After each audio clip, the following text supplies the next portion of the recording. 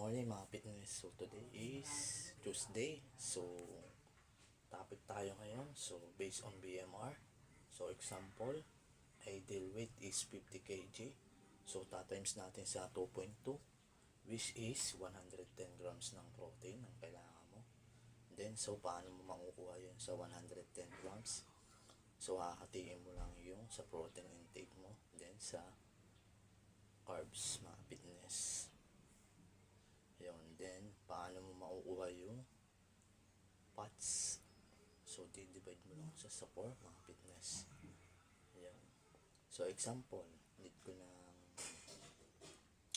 bulk and pace. So, ilang beses ba akong kailangan kumain? So, 5 to 6 meal a day. So, yung 110, so, times ko sa 16. So, bakit tinimes ko sa 16?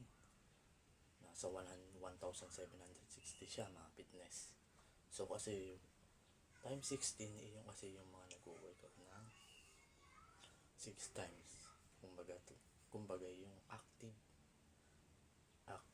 So super active sa lifestyle na ginagawa na times 16. So yun yung mga fitness athletic na kagaya ko. And then consistent. So 1,760. So kailangan yun yung mahit na maintenance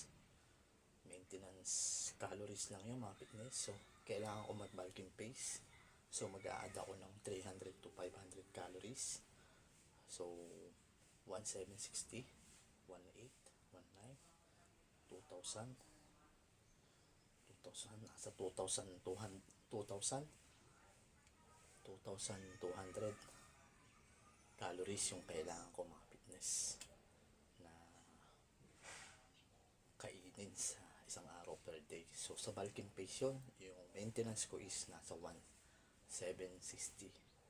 So base lang yun sa ideal weight mo ka fitness dun sa timbang mo. Tapos sa kung ilang araw ka ba nagwo-workout sa isang linggo. Kung ikaw ba ay active lifestyle or active or sedentary, yan mga fitness. So ayun yung pag-compute ng kung ilan yung calories na kakainin natin per day. So panoorin nyo pala yung video ko na binahagi ko, paano ba kunin yung calories yun sa reels ko na sa BMR or basal metabolic rate. So mga fitness, panoodin nyo yung channel ko na video about sa macros computation mga fitness. So yun lang mga fitness, stay fit and healthy. Lagi nyo tandaan na alagaan lagi natin ang ating kalusugan. This is Coach Marsky. Stay fit, healthy.